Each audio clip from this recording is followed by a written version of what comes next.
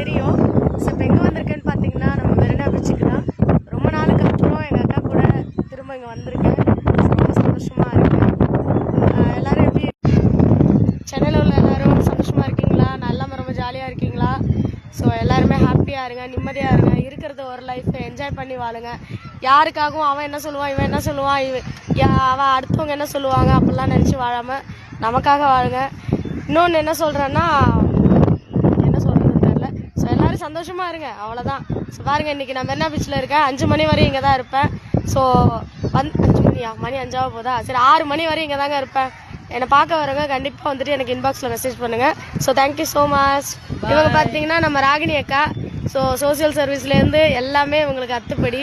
So ரொம்ப எனக்கு இந்த ஊரில் சொந்தம்னு சொன்னு ஒரு ஆள் இருக்காங்கன்னா இவங்களும் தான். So thank you so much.